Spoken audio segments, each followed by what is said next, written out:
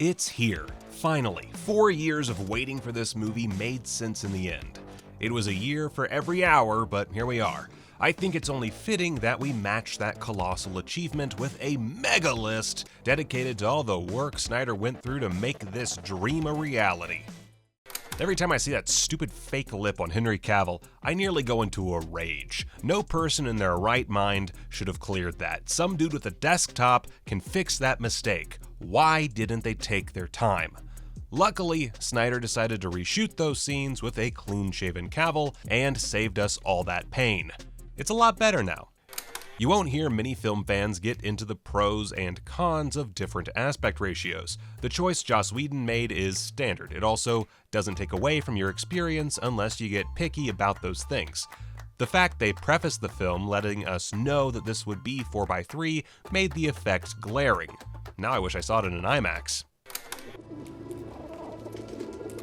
The old newspaper to deliver exposition trick. Sure, that worked, I guess, but Snyder intended for this film to be an epic. I like the CGI scream rippling across the planet. It sets up every major player and reminds us of what happened without being too melodramatic. Maybe a little melodramatic. I know some people will say it felt like too much, too soon, but this was classic Snyder. How do I put this? I absolutely hated the opening scene of the original version with its fake phone footage. If you're not shooting the film on an iPhone, I don't want that low quality stuff in my movie, you hear? The only time it works is when it creates this amateur goofball-like charm we see in Spider-Man Homecoming and other films. Clearly that style didn't work with Justice League, so in the trash it goes. Zach Snyder took a page out of Quentin Tarantino's book for this change-up. I know Tarantino didn't invent the chapter structure to transition more easily and make long movies feel more digestible. He did a good job utilizing it. A movie this long needed guidance to help us get a hold of the themes being explored. I hear you can talk to fish. Remember when Bruce called Arthur a guy who could talk to fish?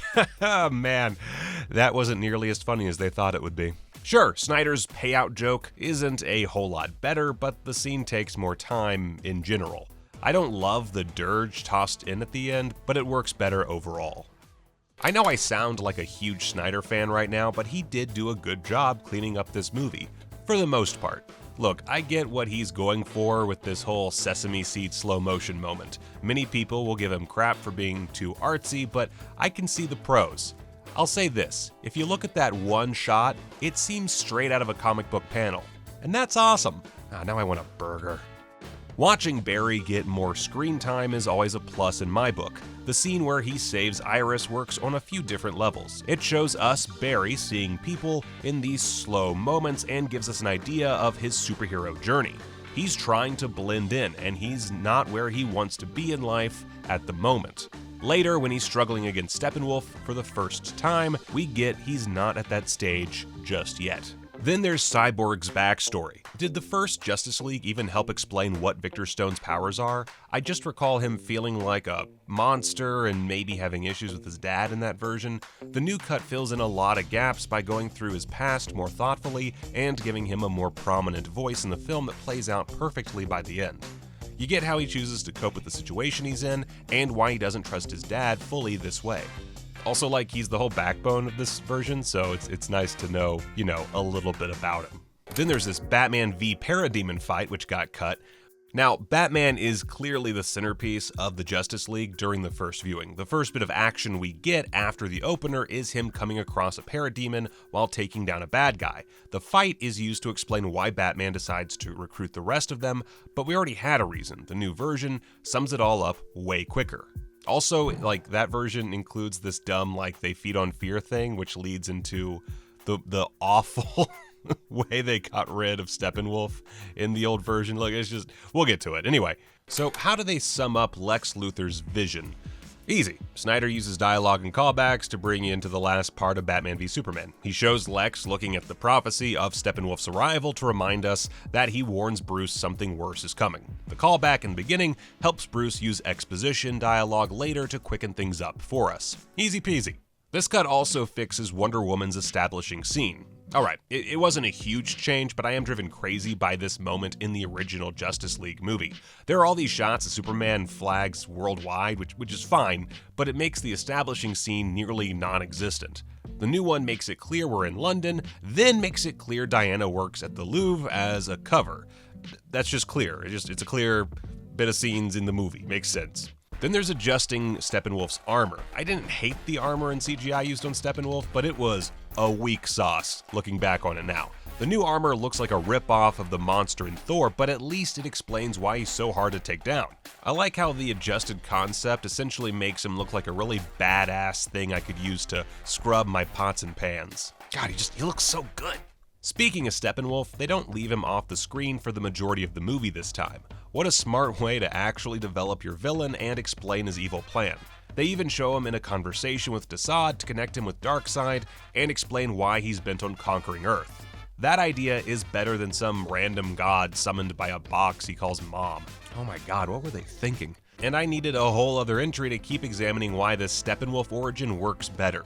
The random portal just appearing in the middle of the Amazon's temple feels straight out of left field. The CGI was also kinda meh. The fresh Justice League cleans up the effect and makes Steppenwolf a space invader.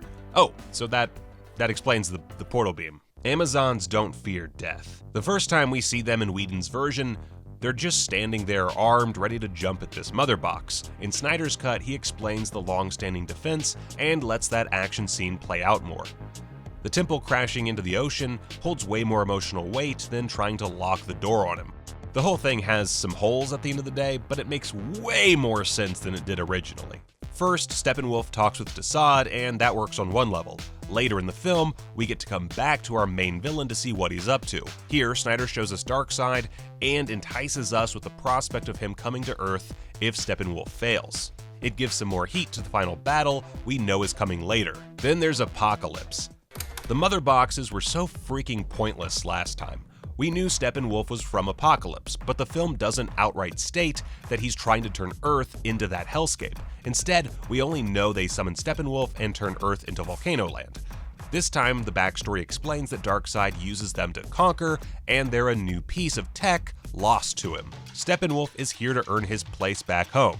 He's exiled. That's way better. Then there's our look at injustice. Bringing Superman back from the grave is a terrible idea any way you spin it. The same moral argument happens in this movie, but Superman's computer system gets in on it this time and plugs into Cyborg for a quick flash forward. There's a part of Clark missing now, and Lois is the only thing keeping him from going bad. That sealed it. Then there's the R rating. Yeah, it took us 20 entries to remind you this movie's rated R. No, they don't toss the F word around like Gunther Steiner on Holiday. If you know, you know. Instead, the movie provides us with way more realistic violence. The attack on the Amazons is way more visceral, and even fighting Darkseid takes on a whole new tone. More on that later. And there's some F words. And make no mistake, I will kill you. No, I'm not over the fact they made Martha Kent say that stupid line about cougars and dimes. The whole scene has this awkward air to it. Lois continues to work like she's okay, and Martha gets sandbagged with the entire tragedy. With more time, Snyder makes sure to show both of them overcoming their grief and trying to move forward without Clark. How about this scene where Darkseid attacks Earth? Like I said, this time, Darkseid gets in on the action for a bit, but it's only in the flashback. The scene where all the humans, old gods, Amazons, Atlanteans, and lanterns... Lantern? Was it just one lantern? I don't know, there's a lot of people in that scene. Take on Steppenwolf is extended and replaced with one of the biggest bad guys in the history of DC Comics. Getting more of that fight was worth the wait, period. There's a big complaint from critics and channels like CinemaSins that the Atlantis fight makes no sense. The rules behind Steppenwolf's ability to find Motherboxes doesn't follow a consistent pattern. In the movie, we see it crack, but there's no context behind it. Snyder rewinds the clock and tells us that the cracks are the boxes opening to call out to him. We finally understand how he can find the one in Atlantis so quickly through the added scenes, and it makes the Atlanteans feel like more of a threat. Now let's build on that. The idea that Steppenwolf quickly finds the first two because he's excellent at hide and seek didn't sit too well. Why would he send his minions to Star Labs for the last one only to come with them later? Here we understand that they're on the scent, but we know the box was moved a long time ago. All the kidnapping and bizarre things happening at their facility makes way more sense when they explain the rules behind Steppenwolf's search. I think the first attempt at a design for Cyborg wasn't terrible. It just didn't quite gel with the story in front of us. How does he get that look from connecting to a Motherbox? The concept isn't in lockstep with Steppenwolf and the parademons. The second render matches the boxes a bit better and feels more organic. I am far away from calling it a perfect match, but nothing will ever compare to the Teen Titans version, and that's just a fact. Now, Superman's justification. Which do you prefer? Batman keeping Lois on the sideline as a tool to reel in Superman, or the scene where Lois just happens to notice him? The latter in the Snyder Cut is more dramatic, and the reshot conversation that follows works far better for me. Lois doesn't force him to leave. Clark knows he was brought back for a reason, but he's not totally happy. He meets with Alfred instead of just magically coming in at the last moment with a chipper attitude. There's more aggression left in this version of the character that keeps us worried. Now, these dummies totally forgot about the one thing they're meant to be guarding in the 2017 version. Steppenwolf just pops in and scoops it off the hood of the car. I hated that part so much. Now we see Silas Stone make one last heroic effort to give the box a heat signature so the team can find his hideout and stop the Unity from happening. Now, I know the overall plan isn't totally different in this movie. Still, we see them put some real thought into it and execute the idea with way more moving parts. Aquaman and Wonder Woman don't just go down immediately in this fight, and there's no BS about using some noise to get the parademons to follow Batman. There is a real plan. Then, Flash breaks his rule. There's way less winging it in this movie, as I mentioned. Parts with Flash go into detail over the nature of the Speed Force and the potential repercussions of Barry going too fast. First, it helps explain why Superman may seem as fast as him. Second, the time travel scene in this new cut is it's just badass. I'm not kidding, it's a great scene. Dostoevsky. Then there's the Russian family, which is mercifully excised. The fam in Whedon's Justice League is only there as a prop to add stakes in the fight. That may work for a Marvel movie, but we want absolute carnage in our DC movies. To escape the criticism Snyder got in Man of Steel, he uses some clever exposition to turn the site of Steppenwolf's base into an abandoned city. No civilians to worry about here. Nor should there be. They say it's a freaking radioactive spot, come on. Zach Snyder wanted that sweet black and silver Superman suit in Justice League from day one. The first time around, the team thought it wouldn't help with the criticism that DC was too dark and dismal for most audiences to enjoy. Well, it's a new day, and being super grim is a choice we're willing to accept now. Especially since that suit, looks pretty good. It's slimming, cause it's black, and black is slimming. It's a common fashion. Anyway, moving on. Two words will strike a mix of fear and excitement into any DC fan when uttered out loud. Yes, I'm talking about the anti-life equation. It's the prize Darkseid wants, and in this movie we see him prepare his troops for an all-out assault on Earth to obtain it. There's not a doubt in my mind we will actually see the fallout soon. Okay, maybe there's a little bit of doubt because they abandoned that in the original, and I don't know what Warner Brothers is doing anymore, but there's no doubt beyond that doubt that it's gonna happen. Please, just come on guys, give us Darkseid attacking Earth, please. Then there's the epilogue. Snyder spends a whole lot more time with the main characters in this version. They don't all randomly jump in a plane and start doing dramatic action hero poses for 2 hours this time. Instead, the viewer is given threads and evident growth throughout the story. As things wrap up, we don't get that silly race gimmick. Instead, Snyder gives an all-encompassing wrap-up for each hero. Then there's Slade's conversation with Lex Luthor. Anytime I saw the post-credit scene for Justice League, I got a little sad. We all knew the Injustice League plan was done for, and there wasn't a way to get it back in the short term. Face it, if you saw the exact same discussion in the Snyder Cut, you'd laugh at the irony. Instead, Lex tells Slade Batman's real identity, opening up a whole new can of worms to explore later. Or not, who knows. Then there's that Atom cameo. I liked all the cameos jam-packed into the end, but the rapid pace they come in makes them hard to follow. For instance, if you somehow don't know who Ryan Choi is in the comics, then that scene where he gets the promotion makes no sense to you. I love the prospect of an Atom movie coming up and think it would see some unexpected success.